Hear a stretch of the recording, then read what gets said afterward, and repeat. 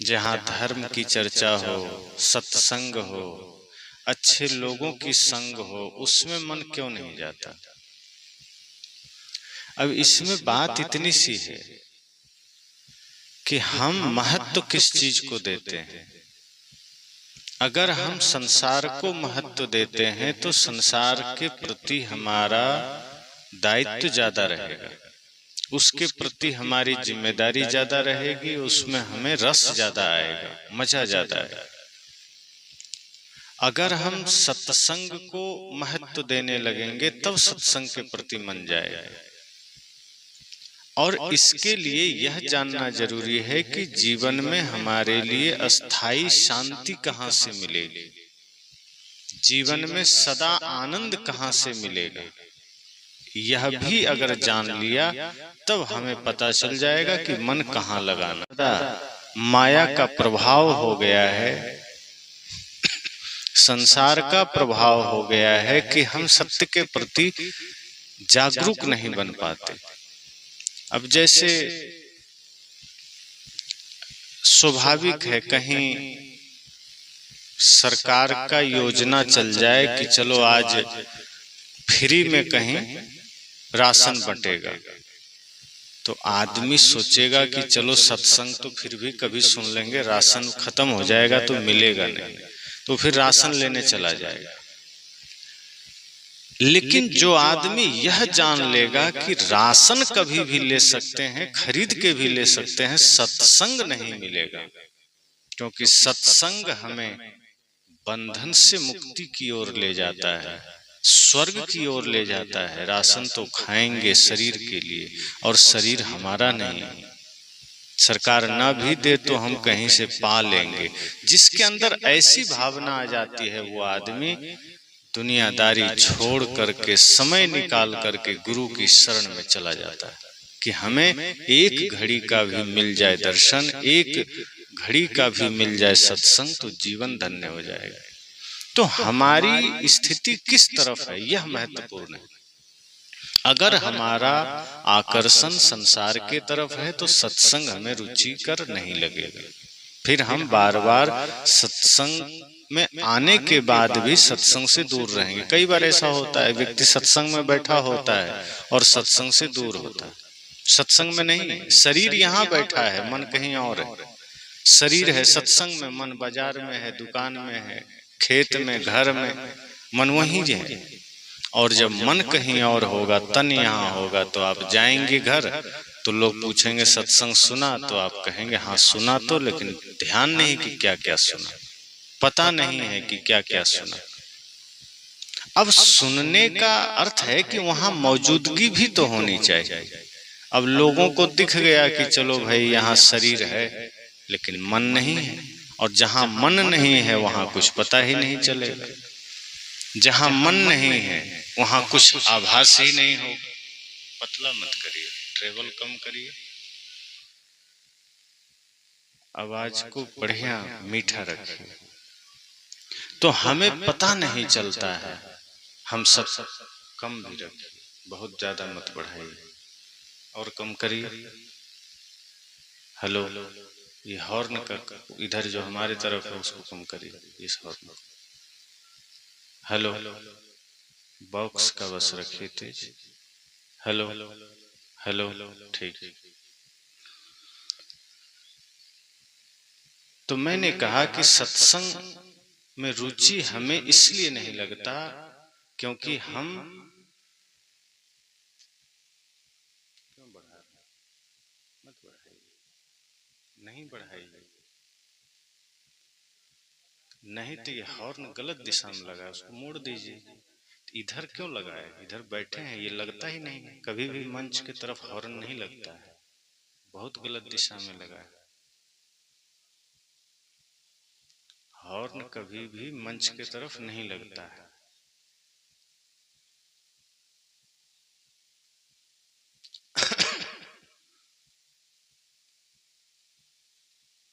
इसी तरह से लोग कहते हैं कि जब हम ध्यान करने बैठते हैं तो ध्यान में मन नहीं लगता है, ध्यान करते हैं तो संसार की याद आती है, परिवार की याद आती है, मन शांत नहीं होता। कितना भी पूजा कर लें, पाठ कर लें, क्रोध आ जाता है। कई लोग कहते हैं हम 10-10 साल से सत्संग कर रहे हैं, मंदिर जा रहे हैं, फिर भी क्रोध आ जाता है, झगड़ा कर लेते हैं। इसका अर्थ इतना है कि हम ध्यान में उतरते नहीं हैं, आंख बंद है, इसका मतलब ध्यान थोड़े है।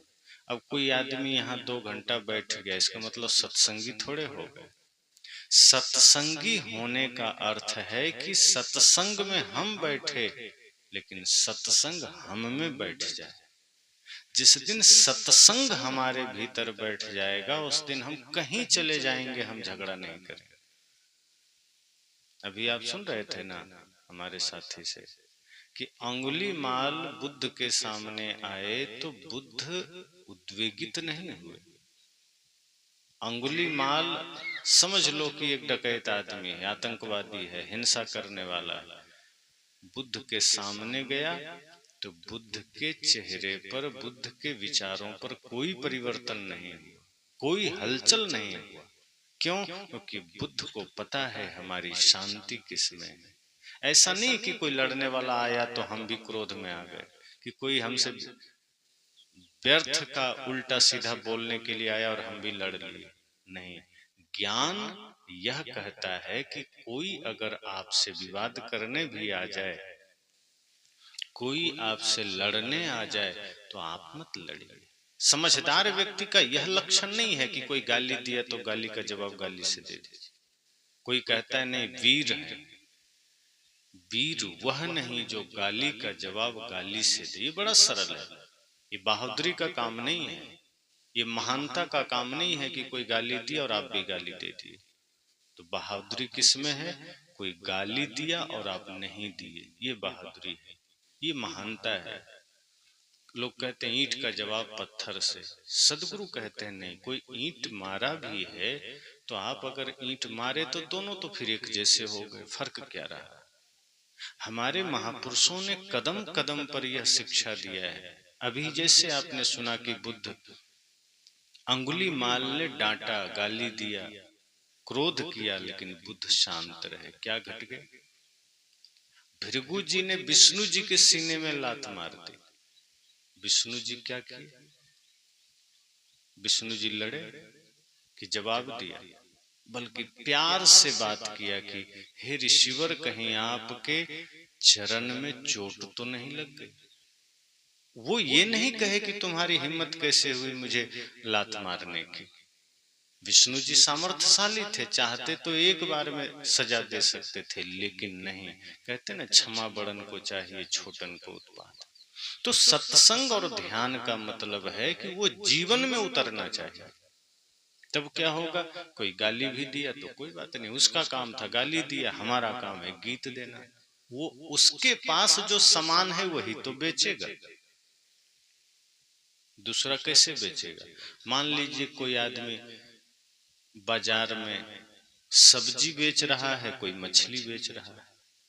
अब जो मछली बेच रहा है उसके पास मछली मिलेगी, जो सब्जी बेच रहा है उसके पास सब्जी मिलेगी, जो कपड़ा बेच रहा है उसके पास कपड़ा मिलेगा। अब कपड़ा बेचने वाला आदमी सोचे कि हमारे पास कपड़ा है, दूसरे के पास सब्जी है, हम भी सब्जी बेचें, हमारे पास सब्जी क्यों नहीं? अरे तो जिस चीज का आपने दुकान की है वही तो होगा। आप कपड़ा बेच रहे हो, उसमें संतुष्ट रहो। अगर कोई आदमी गाली दे रहा है, इसका मतलब जान लो उसके स्टॉक में गाली है, उसके पास गाली है, वो गाली दे रहा है। अब आपको तय करना है कि आपको भी गालीबाज बनना है या आपको गीत गाने वाला बनना है, कि आपको प्रेम करने वाला बनना है। किसी ने गाली दिया, हम भी गाली दे दिए। किसी ने झूठ बोला, हम भी झूठ बोल दिए। किसी ने हम पर आरोप लगाया, हमने भी आरोप लगा दिए। यही हमारे जीवन में चलता है। सदगुरु कहते हैं नहीं, ध्यान रखना, कोई गाली भी दे आप गाली मत दीजिए। और हम लेते ही क्यों हैं गाली? सबसे बड़ी बात है कि कोई एक कड़ा शब्द कह दिया, हम उसको दिल से लगा लेते हैं। हम लेते क्यों हैं? जो चीज आपको पसंद नहीं है मत लीजिए। आप बाजार जाते हैं, आपको मान लीजिए कोई वस्तु पसंद नहीं है तो दुकानदार आपको जबरदस्ती थोड़े देता है, वो बेच रहा है। आवाज लगा रहा है कि ये ले लो, ये ले लो, आपको पसंद नहीं है मत लीजिए, आप सीधे निकल जाइए। पर उसको रुक करके गाली क्यों देना कि तुम ये क्यों बेच रहे हो? जिसको जो बेचना है बेचने दीजिए। इसी तरह से इस धरती पर कोई हमें गाली दिया, हम क्यों लें गाली? आप मत लीजिए। और यह नियम है कि आप जो चीज अस्वीकार कर देंगे, वह जो दिया है उसी को लौट जाता है। तो अगर किसी ने गाली दिया, आप मत लीजिए, आप कहें नहीं हमें जरूरत नहीं है भाई, हमारे पास पहले ही गुरु संत का सत्संग भजन बहुत है हृदय में, इसलिए गाली की आवश्यकता हमें नहीं है, तुम ही रख लो। तो क्या होगा कि जो गाली दिया वो गाली उसी को मिल जाएगी, वो उसी के पास चली जाएगी। पर हम सुने तो हमें बर्दाश्त नहीं होता, फिर हमें लगता है कि हम कम हैं क्या, हम कमजोर हैं, हम कैसे नहीं जवाब देंगे। और हमारा अहंकार हमें बार बार परेशान करता है कि नहीं तुम भी जवाब दो। इसी तरह से निरंतर जीवन में हम उद्वेगित तो होते चले जाते हैं। कोई निंदा कर दिया, हम परेशान हो गए कि वो हमारी निंदा कैसे कर दिया। सदगुरु तो कहते हैं कोई निंदा कर दे तो खुश हो जाओ कि चलो कम से कम उसने हमारी कुछ कमियां तो बताई। निंदक नियरे राखिए आंगन कुटी छवाए, बिन पानी साबुन बिना निर्मल करे सुभाए। अगर कोई निंदा कर दिया चिंता मत करो, ये सोचो कि चलो उसने हमारी कुछ कमियां तो बता दी। अगर हम में कोई कमी नहीं है तो भी क्यों घबराना, तब तो और अच्छी बात है कि चलो हम तो ठीक हैं फिर भी वो निंदा कर रहा है। और यदि कुछ कमी है तो सोचो कि वो तो गुरु है जो आपको नहीं देखना चाहता कि आप में कोई कमी हो। धन्यवाद दो कि कोई तो ऐसा है जो हमें पूर्ण रूप से पवित्र देखना चाहता है। इसलिए संत जन कहते हैं कि कोई निंदा कर दिया, कोई गाली दे दिया, क्यों घबराना, क्यों गाली का जवाब देना, क्यों निंदा का जवाब देना। अभी ही आप सुने कि महाराजा रंजीत सिंह जी को किसी ने पत्थर मारा, तो वो नाराज नहीं हुए बल्कि पूरा बगीचा ही दे दिया। आप देख लीजिए अभी 2-3-4 महीने के बाद आम में आम लगना शुरू हो जाएगा, उसकी डालियां झुक जाएगी। जब भी पेड़ में फल लगते हैं डाली झुक जाती है। और जब कोई पत्थर मारता है तो पेड़ बदले में पत्थर नहीं मारता है बल्कि वो फल दे देता है कि चलो कोई बात नहीं, तुमने तो पत्थर मारा है, हम तुमको फल दे देंगे। आम के पेड़ पर कोई पत्थर मारेगा तो आम बदले में पत्थर मारेगा, वो अपना फल गिरा देता है कि ले लो। इसी तरह संत जन कहते हैं कि जो सच में ज्ञानी पुरुष हैं, जो सज्जन पुरुष हैं, जो सत्य को जानते हैं, जो भक्ति में जीते हैं, जो गुरुजन के निकट रहते हैं, वह व्यक्ति अगर कोई गाली का पत्थर भी मारेगा, कोई आपको निंदा का पत्थर मारेगा, तो फिर आप उसको बदले में गाली नहीं देंगे, निंदा नहीं देंगे, आलोचना नहीं देंगे, बल्कि आप अपने जीवन के मधुर शब्दों के फल आप दे देंगे कि लो मेरे पास ही। यही तो फर्क होता है कि कौन आदमी सच्चा इंसान है और कौन झूठा इंसान है। आपके व्यवहार से पता चलता है। और व्यवहार कब पता चलता है? प्रतिकूलता में। जब सामने से कोई गाली दे रहा है और आप उस वक्त भी शांत रह गए, वहीं पता चलता है कि आदमी कैसा है। अब मान लीजिए जहां सब कुछ अनुकूल है, कहीं कोई लड़ाई नहीं, कोई झगड़ा नहीं, कोई गाली देने वाला नहीं, वहां तो हर कोई धर्मात्मा बन जाता है कि नहीं हम तो बड़े धर्मात्मा आदमी हैं, हम तो बड़े सत्संगी आदमी हैं। लेकिन कहीं कोई उसी क्षण गाली दे दिया तो उसका सब धर्मात्मा निकल जाता है, फिर वो भी तुरंत गाली देने लग जाता है। संतजन कहते हैं जब आपकी परख होगी उस वक्त कि कोई आपसे झगड़ा कर लिया, कोई गाली दे दिया और आप उस वक्त शांत रह गए, तब आपकी पहचान हो गई कि नहीं सच में ये आदमी धर्मात्मा है, सच में इसके भीतर ज्ञान है। तो सत्संग करने से नहीं होता है, सत्संग में उतरने से होता है। ध्यान तो बहुत लोग करते हैं, बड़े बड़े ध्यानियों की आप सुनते हैं कथा कि कोई ऋषि ध्यान में बैठे थे और अचानक किसी ने तपस्या भंग कर दिया तो क्रोध में सबको श्राप दे दिया। ऐसा ध्यान नहीं होता। आज भी हम यही करते हैं, हम 1 घंटा आधा घंटा पूजा करेंगे, ध्यान करेंगे और अचानक उठेंगे तो गाली देने लगेंगे। मंदिर में पूजा कर रहे थे, घर आए तो बच्चों को गाली, पत्नी को गाली, भाई को गाली, लड़ाई झगड़ा, पड़ोसी से झगड़ा।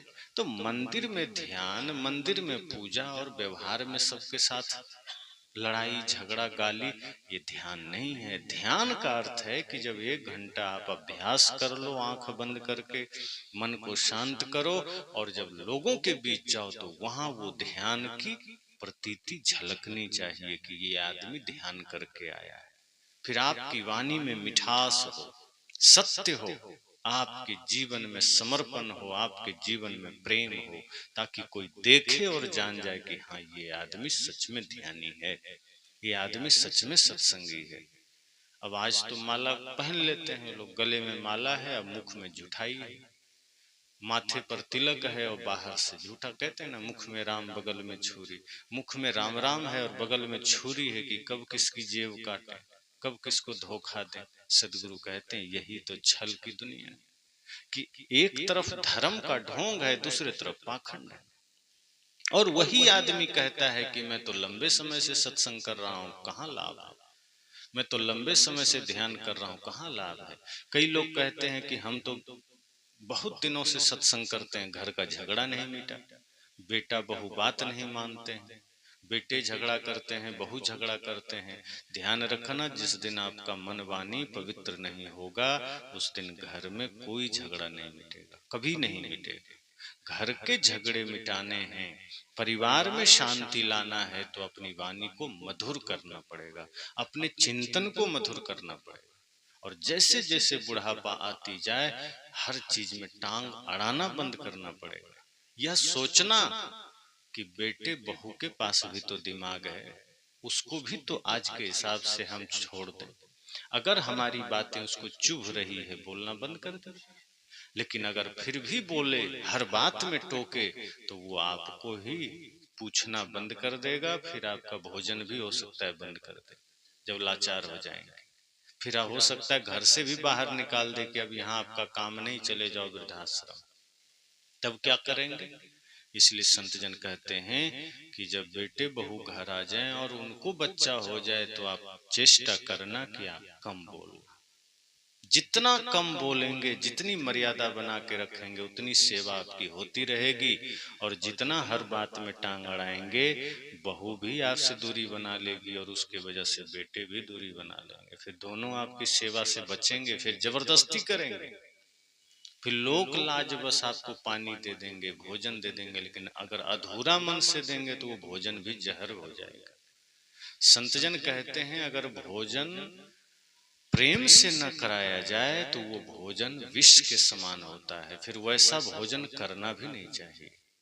जो भोजन श्रद्धा और प्रेम से ना बने और जो भोजन प्रेम से ना कराया जाए, वो भोजन ग्रहण नहीं करना चाहिए। आप देखिए, कृष्ण ने दुर्योधन का भोजन क्यों छोड़ा था? दुर्योधन ने श्री कृष्ण को निमंत्रण दिया कि आइए मेरे घर, मेरे राजमहल में 56 प्रकार का व्यंजन हमने बनाया है। भगवान कृष्ण ने क्यों कहा कि नहीं, तुम्हारा भोजन हम नहीं ले सकते? भोजन में कोई कमी नहीं थी, एक एक व्यंजन उसने बनाए थे।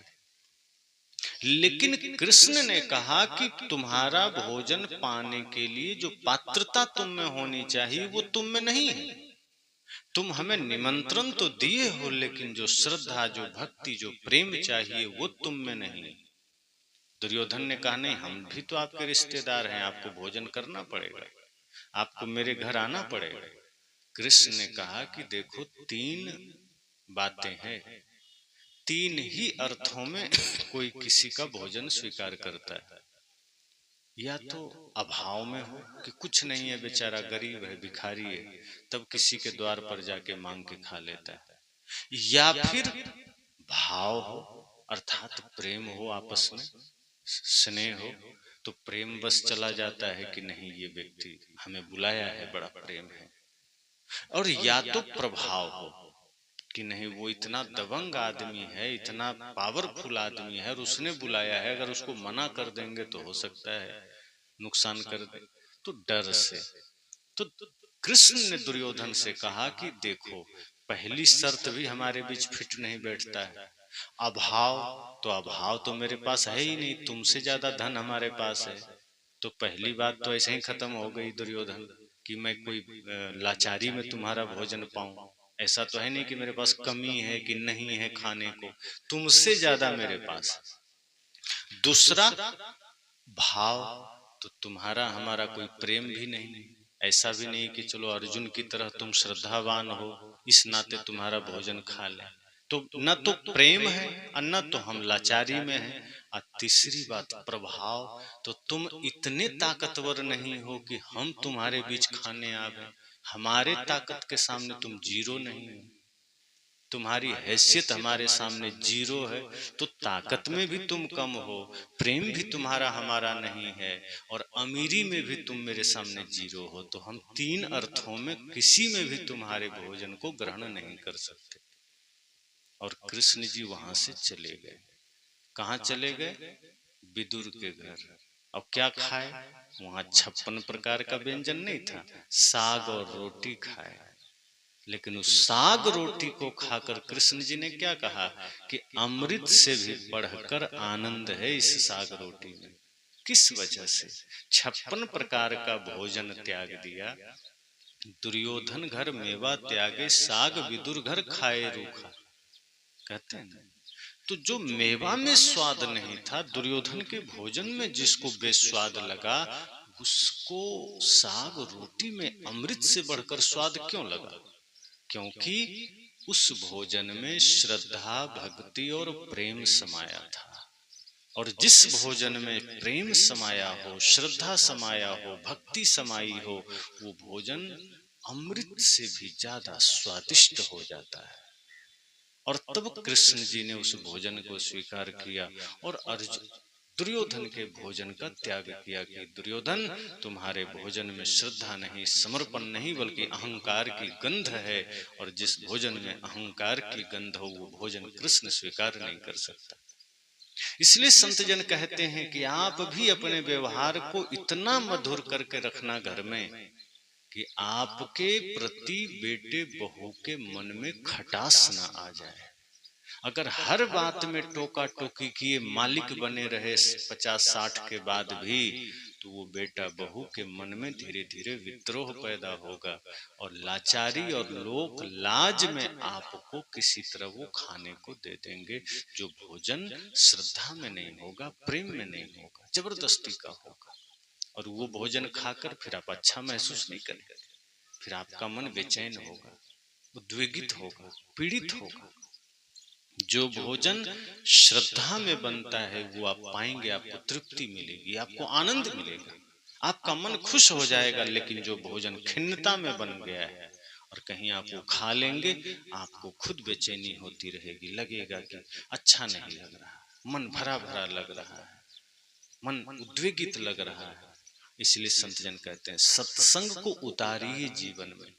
और जीवन में जब सत्संग उतरेगा तो कम समय में ही सत्संग आपको सुखी कर देगा, वरना सत्संग करते रहिए 40 साल 50 साल बदलाव कुछ नहीं होगा। क्योंकि जब व्यवहार नहीं बदलेगा, मन नहीं बदलेगा, सत्संग क्या दे देगा? सत्संग आपको अलग से कुछ नहीं दे देगा, सत्संग में आप उतरेंगे तब सत्संग आपके जीवन को प्रकाशित करेगा। सत्संग में जब हम स्वयं को उतारेंगे तो सत्संग हमें जागृत कर देगा, हमें सुखी कर देगा। लेकिन समस्या ये है कि हम लंबे समय तक जीवन के प्रति बेहोश होते हैं। हम खाते हैं, पीते हैं, भजन करते हैं, सत्संग करते हैं, लेकिन हमारा मन वही कचड़ा बना रहता है। हमारा हर चीज बदल जाता है, घर बढ़िया बना लेते हैं, कपड़े बढ़िया खरीद लेते हैं, गाड़ी बढ़िया खरीद लेते हैं, खाने पानी पीने की चीजें बदल जाती है, मन वही गंदा बना रहता है। और जब मन नहीं बदला, मन की गंदगी नहीं मिटी, तो फिर सत्संग कहाँ उतरा? और जब सत्संग आपके जीवन में नहीं उतरा तो सत्संग सुख का कारक कैसे बने? तभी तो लोग कहते हैं नहीं, सत्संग तो हम करते हैं, सुख नहीं मिलता, पूजा भी हम करते हैं, सुख नहीं मिलता। तो आप सत्संग करिए चाहे पूजा करिए, सत्संग या पूजा आपको सुख नहीं दे सकता।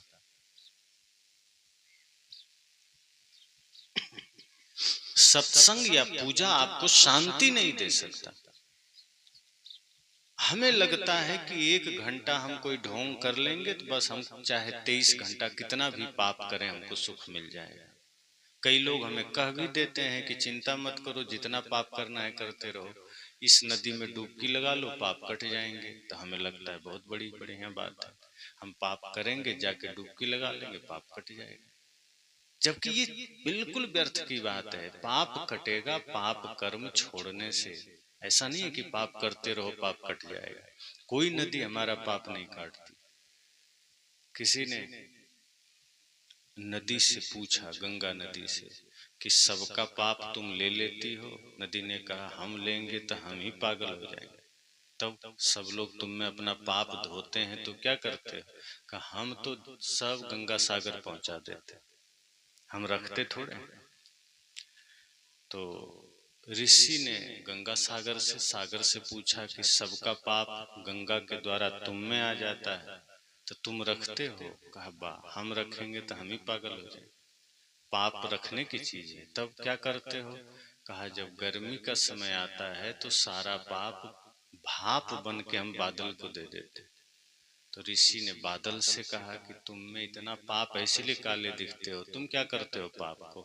कहा, हम भी लंबे समय नहीं रखते हैं, जिसका जिसका पाप है समय आने पर हम उसी पर बरसा देते, अर्थात जिसका पाप है वो वापिस लौट के वहीं चला गया। तो मिटने का तरीका क्या है? तो जब तक व्यक्ति अपने मन को ठीक नहीं करेगा किसी का पाप नहीं कटेगा। चाहे कोई नदी में नहा ले, कोई व्रत कर ले, कोई तीर्थ कर ले। इसलिए संत जन कहते हैं सत्संग करने से पाप नहीं मिटेगा, सत्संग को जीवन में उतारने से पाप मिटेगा। जैसे सिर्फ भोजन बना के सामने बैठ जाएं और देखते रहें तो पेट नहीं न भरेगा। भोजन जब तक आपके पेट में नहीं जाएगा पेट नहीं भरने वाला। इसी तरह से सत्संग में बैठे रहें और सत्संग सुनते रहें तो सत्संग से जीवन में कोई शांति नहीं है। लेकिन जब सत्संग के शब्द हमारे जीवन में उतर जाएं और उसके प्रभाव में हमारी वाणी ठीक हो जाए, हम बोलें तो मीठा बोलें, सच्चा बोलें, हम देखें तो अच्छा देखें, चले तो बढ़िया चलें, गलत मार्ग में न जाएं, तब समझना धीरे धीरे वो सत्संग आपके जीवन के लिए अमृत का कारण बना। वरना आप पूजा करो, सत्संग करो, कुछ भी करो, लाभ नहीं मिलेगा। फिर आदमी शिकायत करता है, गुरुजी हम तो लंबे समय से सत्संग किए, हमको कुछ नहीं मिला, हम ध्यान किए कुछ नहीं मिला। तो आचरण नहीं बदला ना, और आचरण नहीं बदलेगा तो सत्संग से क्या मिल जाएगा?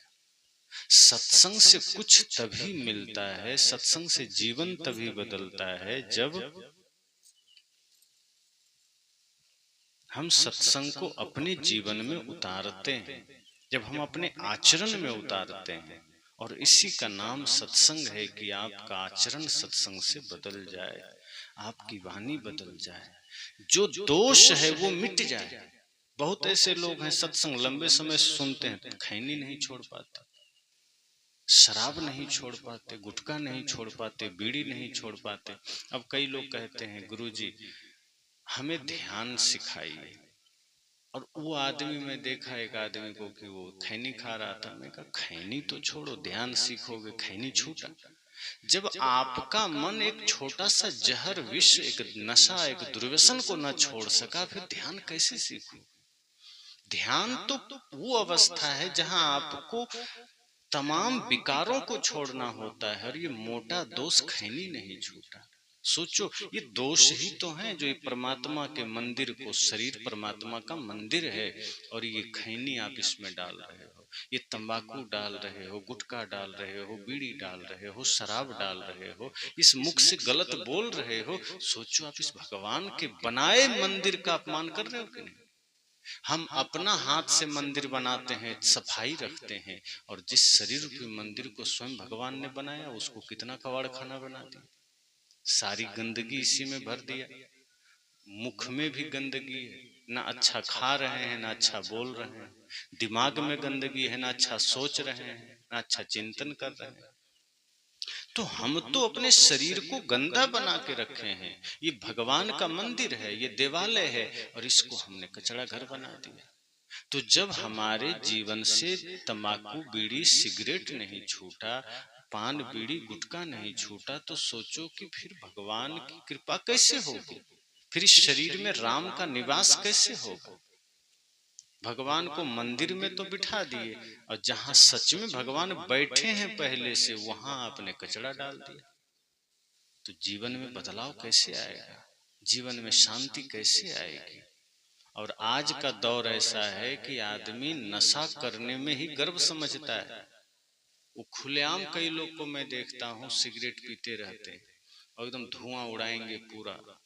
आदमी परेशान हो जाए कोई हर्ज नहीं, पर वो दिखाएंगे देखो हम आज के आदमी हैं। संत जन कहते हैं महामूढ़ आदमी है जो अपने शरीर की कीमत को नहीं समझा। चलो कुसंग में कोई दोष आ गए ठीक है, पर धीरे से त्याग भी तो कर दो। कुसंग बस नशा सीख लिया, कुसंग बस कुछ भी गलत खाना पीना बोलना सीख लिया, पर यह तो देखो कि शरीर परमात्मा का घर है। देह देवालय स उच्यते, संतों ने कहा देह तो देवालय है, ये तो परमात्मा का बनाया मंदिर है, और इसमें कचरा डालना कितनी बड़ी मूर्खता है। तो आप शरीर की शुद्धि का ध्यान नहीं रखे, फिर ध्यान कैसे होगा? आपका शरीर शुद्ध नहीं हुआ फिर पूजा कैसे होगी? आपका शरीर शुद्ध नहीं हुआ फिर आप सत्संग कैसे करोगे? तो तन की शुद्धि, तब मन की शुद्धि, और तब जीवन में सत्संग उतरेगा, पूजा उतरेगा, तब जीवन सुखी संपन्न बनेगा, तब आपका एक एक पल आनंद से भरेगा, वरना रोने के सिवा कोई मार्ग नहीं। तो हम सब सारा प्रयास करते हैं बाहर, लेकिन भीतर मन को शुद्ध करने का प्रयास नहीं करते हैं। हम हर एक चीज के लिए प्रयासरत हैं। हर आदमी सोचता है हमारा घर बढ़िया बन जाए, पर शरीर रूपी मंदिर बढ़िया बन जाए इसका ध्यान नहीं है। शरीर को सजाने को तो सोचते हैं, पर शरीर के भीतर जो परमात्मा बैठा है उसके अनुरूप इस शरीर को पवित्र करने की नहीं सोचते। इसीलिए सत्संग काम नहीं करता है। इसीलिए सत्संग सुन आते हैं, फिर कहीं सत्संग होगा फिर सुन लेंगे, फिर कहीं होगा फिर सुन लेंगे, लेकिन उसका असर घर में नहीं होता है, हमारे जीवन में नहीं होता है। दुख दर्द बना रहता है, दरिद्रता बनी रहती है, और जब ज्यादा कष्ट आता है तो मन को फिर भी हम ठीक नहीं करते। सारे समस्याओं का कारण मन है, सारे समस्या झगड़ा का कारण मन है। मन को हम तब भी ठीक नहीं करते, तब भी हम ताबीज खोजने लगते हैं कि ताबीज ले लेंगे सब ठीक हो जाएगा, अंगूठी पहन लेंगे सब ठीक हो जाएगा। और कई लोग मिल भी जाते हैं कि इसमें अंगूठी पहन लो, और कई लोग दो दो तीन तीन अंगूठी एक साथ पहन लेते हैं, चरचर अंगूठी, कि चलो कोई ग्रह चढ़ा होगा तो ग्रह कब्जे में आ जाएगा, ग्रह नियंत्रण में आ जाएगा। लेकिन ध्यान रखना कोई ग्रह आप पर अगर चढ़ भी गया तो अंगूठी से कुछ नहीं होगा, मन को निर्मल करने से होगा।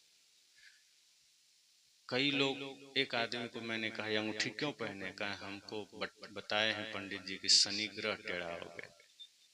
हम कहा पढ़े लिखे लोग, पृथ्वी से कितना बड़ा है शनि ग्रह, वो टेढ़ा होगा तो बचेगा पृथ्वी?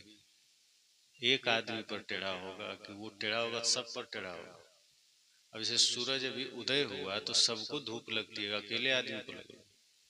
सबको लगेगी नहीं।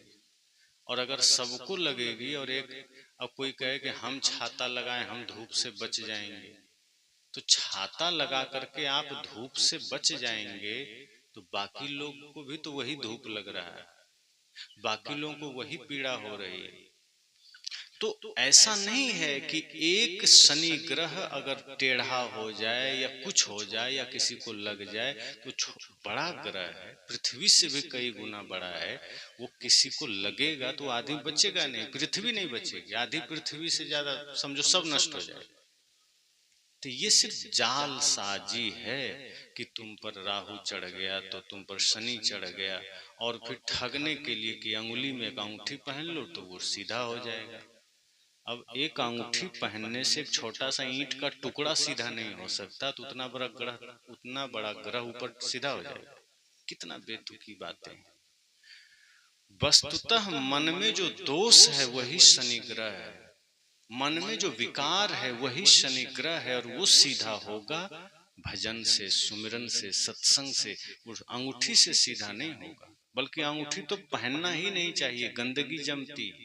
आप उसको रोज निकाल के ब्रश लगा साफ तो करोगे ना, कितना भी करोगे गंदगी जमेगी, और उससे जो फिर खाओगे जो भोजन, वो गंदगी पेट में जाएगा, फिर आपको गंदगी से बीमारी भी पैदा होगी। इसलिए गुरुजन कहते हैं कि शरीर की शुद्धि का ध्यान रखना। हमारा शरीर ही गंदा है और हम सोचते हैं भजन करके स्वर्ग पा लें। तो शरीर की शुद्धि के लिए आपके हाथ भी शुद्ध हो, मुख भी शुद्ध हो, चरण शुद्ध हो, पूरा अंग शुद्ध हो।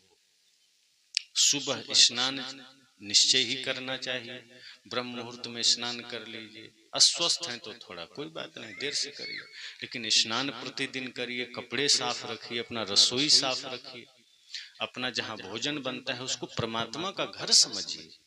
वहां से जब शुद्धि की शुरुआत करेंगे तब आपका जीवन शुद्ध बनेगा, मन शुद्ध बनेगा, वरना कुछ नहीं बने। कई लोग कहते हैं कचड़े में रहेंगे, यही भक्ति बताओ, तो कचड़ा में भक्ति नहीं होती। घर को भी आपको मंदिर बनाना पड़ेगा। और सदगुरु कबीर का यही दर्शन है कि घर को ही मंदिर बनाओ। जिस दिन तुम घर को मंदिर बनाओगे उस दिन तुम्हारे जीवन में भगवान का आगमन होगा। जिस दिन तुम घर को कचड़ा बनाओ और बाहर मंदिर बनाओ, उससे कुछ नहीं होने वाला। घर मंदिर बनना चाहिए, आपका आंगन मंदिर का द्वार बनना चाहिए। और उसके लिए मन की शुद्धि, तन की शुद्धि दोनों जरूरी है। तो इसलिए मैंने कहा कि ये जो बाहरी क्रियाकलाप हम करते हैं कि दुख है तो चलो मन को ठीक नहीं करेंगे, अंगूठी पहन लेंगे, ताबीज पहन लेंगे, नाम जप कर लेंगे, मंत्र पढ़ लेंगे, इससे कुछ नहीं होता।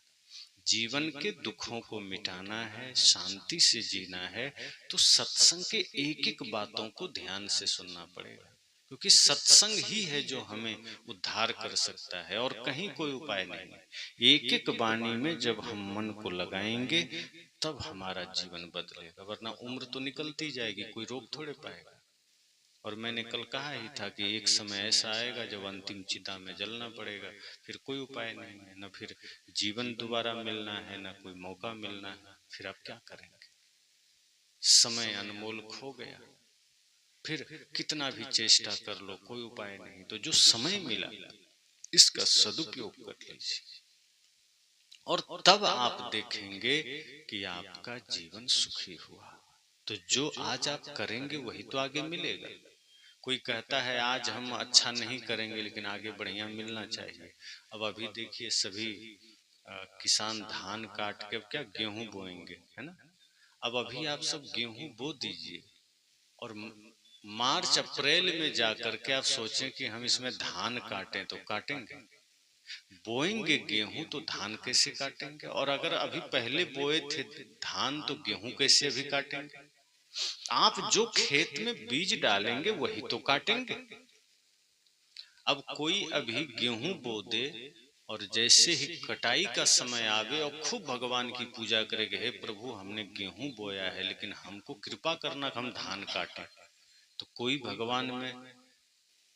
भगवान ऐसा है जो कह दे कि हाँ ठीक है तुम जाओ अपने खेत में धान काट लो?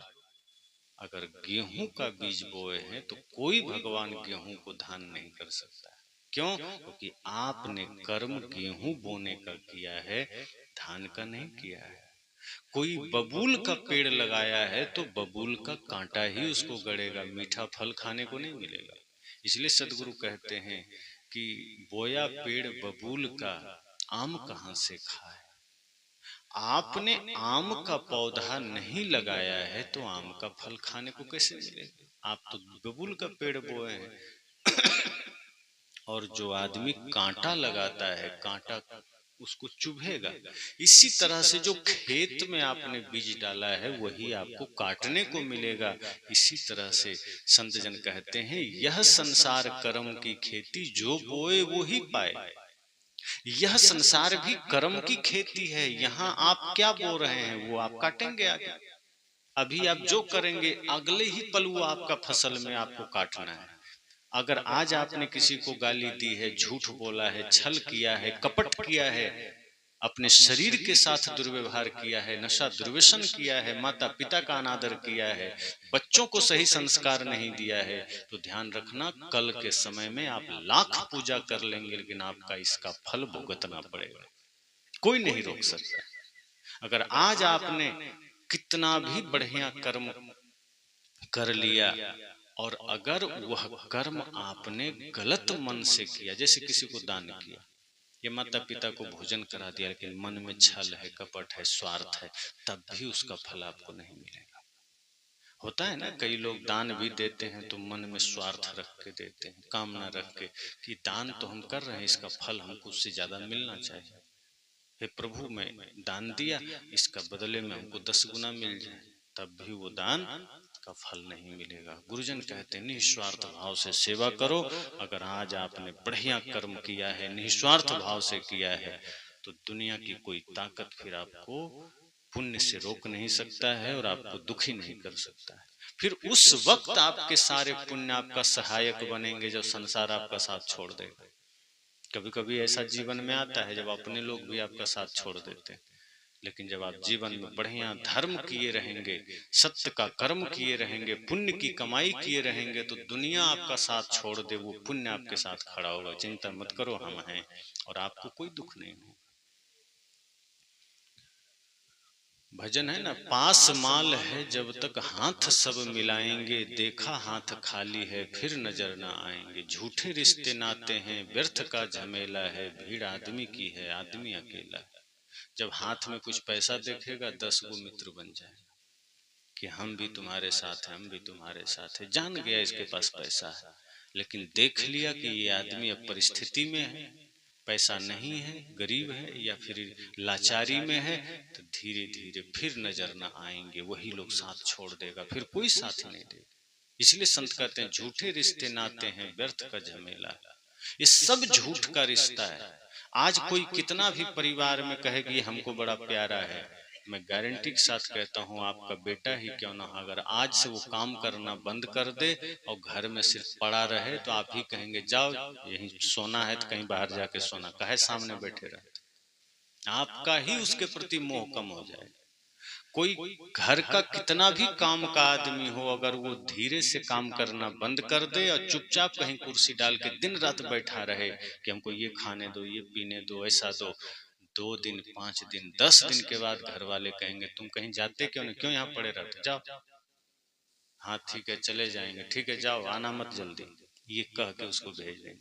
लेकिन जब तक कोई आपके लिए कर रहा है, कमा के ला रहा है, मेहनत कर रहा है, आपको लगता है इसके बिना घर कैसे चलेगा, ये तो रहना ही चाहिए, यही तो सब कुछ है। क्यों? क्योंकि आपको उससे प्रेम नहीं है, वो जो मेहनत कर रहा है उससे प्रेम है।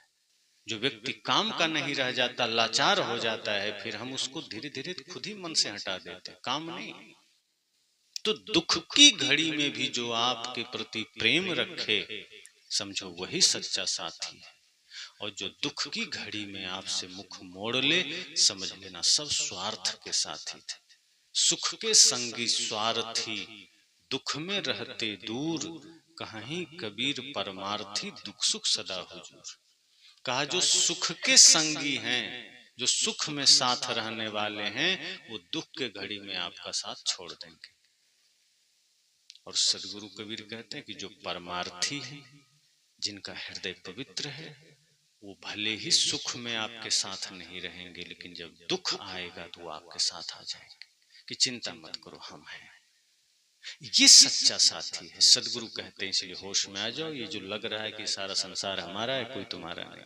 कब कौन तुम्हें धोखा दे दे कोई पता नहीं, कब कौन तुमसे अलग हो जाए कोई पता नहीं।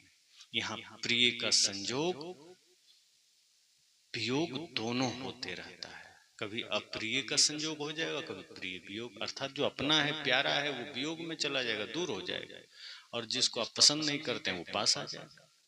कई बार ऐसा भी होता है। तो सदगुरु कहते हैं जीवन ऐसा है, यहाँ इस तरह से ठान के मत बैठ जाना कि सब मेरा है सब मेरा नहीं। वक्त आने पर कौन आपका साथ छोड़ दे कोई नहीं जानता। इसलिए जीवन में सत्संग में उतरो, ध्यान में मन को उतारो और मन को निर्मल करो। मन निर्मल हो गया तो सत्संग हो गया। मन की तरंग मार लो बस हो गया भजन, आदत बुरी सुधार लो बस हो गया भजन। मन की तरंग को मार लो भजन हो गया। भजन थोड़े है कि झाल बजा के गा रहे हैं, ये भजन नहीं, ये तो किसी पद को गाना है, ठीक है गा दिया।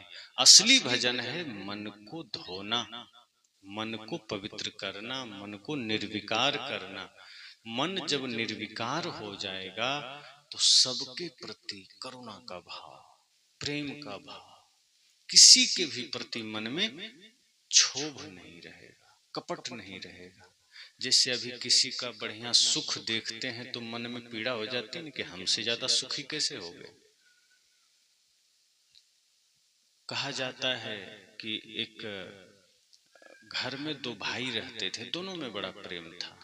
पिता माता बचपन में गुजर गए, तो जो बड़ा भाई था वही माता पिता का रोल भी निभाया और छोटे भाई को पढ़ाया लिखाया बेचारा। अपना खुद नहीं पढ़ा बड़ा भाई, लेकिन छोटे भाई को पढ़ाया। अपना खुद कम खाता, नहीं खाता, मेहनत करता, लेकिन छोटे भाई को बढ़िया भोजन देता। अपना फटा हुआ कपड़ा पहनता, लेकिन छोटे भाई को बढ़िया कपड़ा पहनाता, लेकिन प्रेम से रहता था। दोनों भाई बड़ा प्रेम से और एक दूसरे को खिलाते थे, भोजन परसते थे। बड़ा भाई छोटे भाई को, छोटा बड़े को प्यार से खिलाते थे, भले ही नमक रोटी क्यों ना हो। लेकिन यह बात पड़ोस में एक बूढ़े आदमी को पसंद नहीं आई। कहा हम लाखों कमाते हैं तब भी इतनी शांति नहीं, तब भी घर में रोज कांव कांव होते रहता है। उस बूढ़े ने सोचा कि हमारे घर में हमारा दोनों बेटा लाख लाख रुपया कमा रहा है, बढ़िया घर है, सब कुछ है, सोना चांदी गाड़ी सब है, तब भी इतनी शांति नहीं। ये पड़ोस में गरीब आदमी है, इसको इतना सुख कहां से आ गया, ये इतना शांत कैसे रहता है। हमारे घर में तो सब कुछ है, टाइल्स मार्बल लगा है, फिर भी हमारे घर में इतना कांव कांव है। और इतना कांव कांव है कि उसके घर पर कौवा भी बैठना छोड़ दिया। तो लोगों ने कहा कौवा से कि तुम इस घर पर क्यों नहीं बैठते हो। कहा हमसे ज्यादा कांव कांव ये लोग करता है, हमारी आवाज कोई सुनता ही नहीं है, इसीलिए हम यहाँ नहीं बैठते। उस बूढ़े को बड़ा ईर्ष्या हुई। सत्संगी तो था नहीं, न ध्यान करता था, न पूजा करता था, तो मन में जलन हो गई। जैसे होता है ना, किसी का हम कुछ अच्छा देखते हैं तो मन खुशी नहीं मिलती है, जलन हो जाता है, पीड़ा हो जाती है कि उसको अच्छा चीज कैसे मिल गया। अब कोई पड़ोसी ही बढ़िया घर बना ले तो आदमी को बुखार आ जाता है कि हमसे बढ़िया घर कैसे बना ले। पड़ोसी का बेटा अगर बढ़िया कोई एग्जाम पास कर जाए, सिविल सेवा का या कोई भी ऐसा, तब आदमी को बुखार आ जाता है। उसका बेटा आईएएस कैसे बन गया, आईपीएस कैसे बन गया, इंजीनियर कैसे बन गया, ये तो सोचने की बात है। फिर वो बहुत दुखी होता है। तो हम दूसरों के सुख को देख करके दुखी होते हैं, जलते हैं कि कैसे हो गया। तो वो बूढ़ा भी जल गया कि हम इतना पैसा वाला और ये गरीब दोनों भाई कैसे इतना सुखी रहता है। वो सोचा कि नहीं, दोनों को लड़ाना पड़ेगा, ऐसे ठीक नहीं है। हम इतना धनी आदमी और हमारे घर में रोज लड़ाई, रोज कांव कांव, और ये इतना गरीब फिर भी शांति से रहता है। अब मौका देखने लगा। अब जो आदमी महा पापी होता है उसको दूसरे को भी यही देखता है कि ये भी पापी बन जाए। वो ये नहीं सोचता कि हम इसके तरह बन जाएं, कि हम धर्मात्मा बन जाएं, कि हम सत्संगी बन जाएं, कि हम मन को ठीक कर लें, हम भी शांति से जिए। नहीं, वो सोचता है कि हम तो पापी हैं ही, इसको भी बना दें। तो वो देखा कि कैसे लड़ाएं दोनों को। तो देखा कि एक दिन बड़ा भाई कहीं काम करने गया, छोटा भाई अकेले घर में था, तो वो गया। तो छोटे भाई को देखा, कहा रे तुम्हारा बड़ा भाई कहाँ है। कहा भैया काम करने गए। अच्छा अच्छा, तुमको पता है तुम्हारा भाई तुमसे छिपकर धन कमा रहा है और चुपके से रखता है। छोटे भाई ने कहा इसमें क्या दिक्कत है, वो तो मेरे भाई हैं, माता पिता हैं, सब वही करते हैं, इसमें क्या दिक्कत। कि नहीं नहीं, तुमको पता नहीं है, तुम्हारे पीठ पीछे कुछ उल्टा पुल्टा वो कर रहा है। धीरे धीरे कान भरना चाहा, जैसे मंथरा ने कैकेयी का कान भरा था। वो भी सोचा किसी तरह इसका कान भरेंगे तभी तो झगड़ा होगा, शांति ठीक नहीं लगती। सब कुछ कह के देख लिया कि वो अलग से धन रखता है, जमीन अपने नाम रखा है, कुछ भी उल्टा सीधा उसको पढ़ाते पढ़ाते छोटा भाई उसके बहकावे में आया ही नहीं। वो का कोई बात नहीं, सब उसी का है, क्या दिक्कत। तब ये सोचा कैसे इसको बरगलाएं। तब वो बूढ़ा कहता है कि अच्छा तुम दोनों कभी लड़े हो कि नहीं। छोटा भाई का लड़ाई क्या होती है, हम तो जानबे नहीं करते हैं, लड़ना क्या होता है। कह रहे नहीं जानते हो, बड़ा मजा आता है लड़के देखना किसी से। का तुम दोनों का भी कोई जीवन है, मुर्दा की तरह पड़े रहते हो, कोई आवाज नहीं आती, कोई झगड़ा नहीं, कोई लड़ाई नहीं, ये कोई जीवन है, दोनों लड़ो, बहुत मजा आएगा। अरे तो कैसे, क्यों लड़े, जानते ही नहीं लड़ना का। अरे तुम लड़ना तो भैया से कहना कि लड़ो आज, कुछ कुछ कह के धीरे धीरे उसका मन हल्का सा घुमा दिया। का लड़के देखना बड़ा मजा आएगा, और लड़ोगे तो आनंद आएगा। चुप चुप मुर्दे की तरह जीना ठीक नहीं। बड़े भाई से पूछना कि हम लड़ते क्यों नहीं। अब धीरे धीरे इसी बात पर लड़ाई होगी। अब बूढ़ा कुछ कुछ कान में भर के चला गया। अब छोटे भाई को भी सच में लगने लगा कि हम लोग सच में लड़ते क्यों नहीं, हम लोग शांत रहते हैं, लड़ाई नहीं होती, क्या कारण है। अब उसके मन में प्रश्न खड़ा हो गया। और कहते हैं ना कि जब मन में हल्का सा भी एक सुराग हो जाए तो फिर धीरे धीरे घूमते रहता है, विचार मन में चलते रहता है। यही तो मंथरा ने हल्का सा कैकेयी को चढ़ाते चढ़ाते ऐसा कर दिया कि कैकेयी जो सबसे ज्यादा राम से प्रेम करती थी उसका मन बदल गया, वो राम से नफरत करने लगी। तो छोटे भाई को भी उस बूढ़े ने ऐसा चाबी कसा धीरे धीरे कि उसके अंदर ये भाव जगा दिया कि लड़ो। अब जैसे ही बड़ा भाई आया तो देखता है छोटा भाई उदास बैठा है। तो बड़े भाई ने कहा, रे छोटे क्या हो गया, तुम उदास बैठे हो। कहा नहीं नहीं कुछ नहीं भैया, ठीक है। तो बड़े भाई को लगा कुछ तो हुआ है, इससे पहले आज तक ऐसा उदास कभी नहीं रहा। मैं जैसे ही आता था बेचारा दौड़ के हमसे गले से लिपटता था, पानी पूछता था, आज ये चुपचाप बैठा है। तो बड़े भाई हाथ पैर धोए, पास बुला कर कहे, छोटे मेरे भाई बताओ क्या हुआ। तब छोटा भाई कहता है, भैया हम लोग लड़ते क्यों नहीं। तो बड़े भाई ने कहा, मन में सोचे ये भी कोई बात है। अरे आदमी कहता है भैया हम लड़ते क्यों हैं, ये कह रहा है हम लड़ते क्यों नहीं। जिस घर में रोज झगड़ा होता है वो लोग तो यह सोचता है कि झगड़ा बंद हो, हमारे यहाँ शांति है तो ये कह रहा है लड़ते क्यों नहीं। वो समझ गया कि लगता है कोई मेरे पीठ पीछे में आकर के शकुनी वाला काम कर गया है। वो समझ गया, वो सोचा अब इसको बढ़िया से हैंडल करना पड़ेगा। अगर हम डायरेक्ट कर दें लड़ाई गलत होती है, ठीक नहीं होती, तो इसके मन में और प्रश्न खड़ा हो। क्योंकि ये नियम है, जिसको जिस चीज के लिए रोकिए वो और उतावला होता है। निषेध आमंत्रण है, जैसे किसी को मना करिए ये काम मत करना तो उसको और लगेगा कि यही करेंगे। खास करके आप देखना, जैसे आप किसी को एक डिब्बा दे दीजिए कि ले जाओ घर में दे देना, वो दे देगा। लेकिन आप ये कह दीजिए कि ये डिब्बा ले जाओ घर में दे देना, लेकिन ध्यान रहे डिब्बा खोलना मत। अब वो आधे रास्ते में खोलेगा कि पता नहीं क्या है इसमें, क्यों बोला खोलना मत। अब उसका मन मानेगा ही नहीं, जरूर खोलेगा। मना करो वो काम आदमी करता ही करता है। किसी को कह दीजिए ये सामान वहां रखा है देखने मत जाना, वो जाएगा। कहीं पर्दा लगा दीजिए, अब जैसे खुला है कोई नहीं झांकेगा, पर्दा लगा दीजिए तो एक बार जरूर ऐसे उठाएगा क्या है, और कुछ नहीं। मन आपको एकदम प्रेरित करता है। एक आदमी घर बनाया, पीछे से रास्ता था, घर के पिछवाड़े से पीछे से लोग जाते थे, तो नया घर बनाया तो जो भी उधर से गुजरे वो वहां पेशाब कर दे। अब बेचारे को बड़ा बुरा लगे कि इतना बढ़िया घर बनाए यही लोग पेशाब कर देता है। ऐसा होता है गांव में, अच्छा घर बन जाए पीछे से आर हो के रास्ता है पगडंडी, तो उसने क्या किया वहां लिख दिया कि कृपया यहाँ पेशाब ना करें। और जिस दिन से लिखा उस दिन से और ज्यादा लोग करने लगे, क्योंकि जो भी नहीं करना वो भी नजर पड़े यहाँ पेशाब ना करें तो उसको लगे अरे क्यों ना करें, तुम हमारा मालिक, हम यही करेंगे। अब करके निकल जाता। तब उसके मित्र से उसने कहा, मित्र बड़ी समस्या हो गई, नया घर बनाए हैं और घर के पीछे लोग बहुत पेशाब कर जाते हैं। तो उसके मित्र ने कहा कुछ किया, कहा लिख दिया है कृपया यहाँ पेशाब ना करें, तब भी कर जाते हैं। कहा जाओ वहां लिख देना सावधान यहाँ पेशाब करना ही पड़ेगा, यही लिख देना। का इससे हो जाएगा, का बिल्कुल हो जाएगा। अब वो जाके मिटा के लिख दिया सावधान यहाँ पेशाब करना ही पड़ेगा।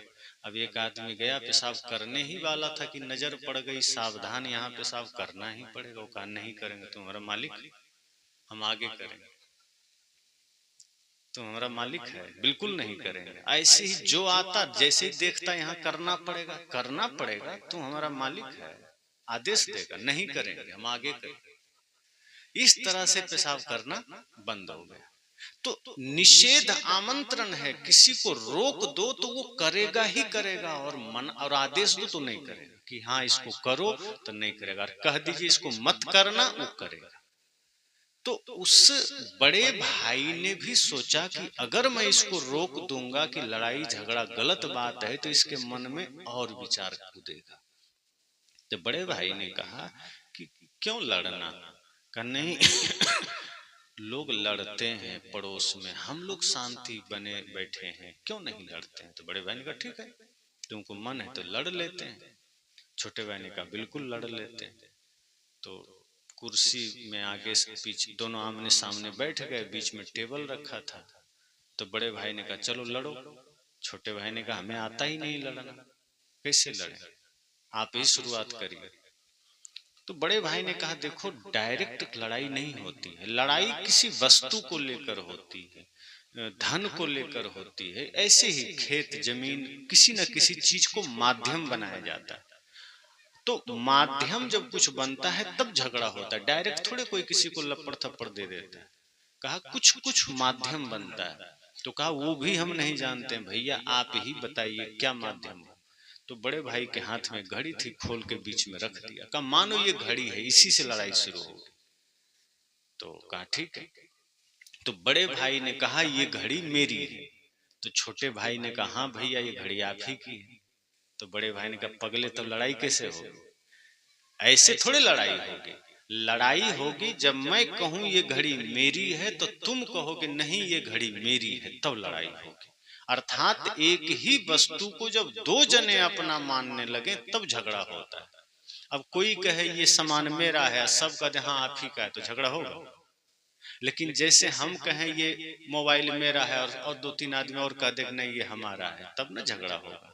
अब एक वस्तु के लिए अगर दो आदमी तैयार हो जाए कि मेरा है, दूसरा कहे मेरा है, तो झगड़ा हो जाएगा।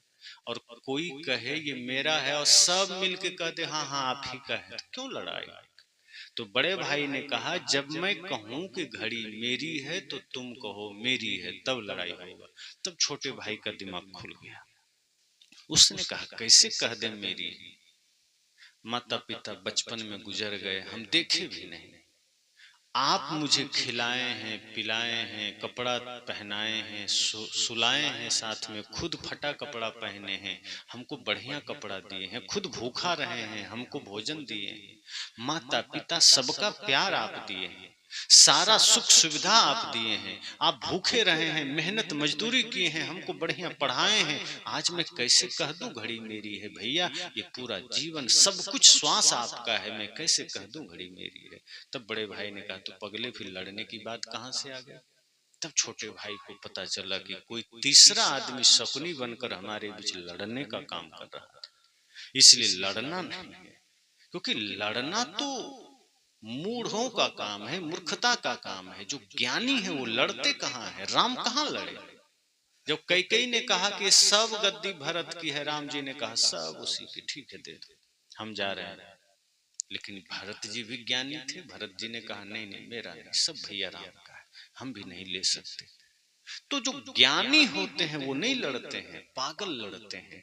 इसलिए मैंने कहा कि जीवन में जब ध्यान उतर जाएगा, सत्संग उतर जाएगा, तो झगड़ा नहीं होगा, फिर छोटी छोटी चीज की लड़ाई नहीं होगी, फिर त्याग जीवन में होगा। और जिसके जीवन में त्याग है वही सुखी है। जो पाने की लालच में है, स्वार्थ में है, वो तो दुखी है, पीड़ित है, रो रहा है। इसलिए घर परिवार में सुख से जीना है, शांति से जीना है, तो एक ही बात याद रखिए कि कभी भी स्वार्थ मत पालिए, कभी भी सत्संग और ध्यान को अपने से दूर मत करिए। हमेशा हृदय में सत्संग को धारण करिए, हर जगह सुखी रहेंगे। जैसे कितना भी अंधियारी रात हो, हाथ में टॉर्च लेके जब आप चलते हैं तो अंधेरा आपका कुछ नहीं बिगाड़ सकता है। लेकिन अगर टॉर्च आपके हाथ में नहीं है और अंधेरे में निकल गए तो खंभा में टकरा सकते हैं, गड्ढे में गिर सकते हैं। जिस गाड़ी का हेडलाइट खराब हो जाए वो गाड़ी नहीं लेके चला जा सकता, कहीं गड्ढे में गिर जाएगा। इसी तरह से जिसके जीवन में ध्यान सत्संग का प्रकाश नहीं है, वही संसार के गड्ढे में गिरता है, वही नरक के गड्ढे में गिरता है। लेकिन जो गुरु की शरण में आकर के सत्संग का प्रकाश हृदय में धारण कर लेता है, वो व्यक्ति संसार में कभी गिरता नहीं है, कभी दुखी नहीं होता, कभी पीड़ित नहीं होता, बुढ़ापे तक सुखी रहता है। इसलिए अगर बुढ़ापे को सुखी बनाना है तो जवानी में इसी क्षण सत्संग को हृदय में उतार लीजिए, सदा सुखी रहेंगे।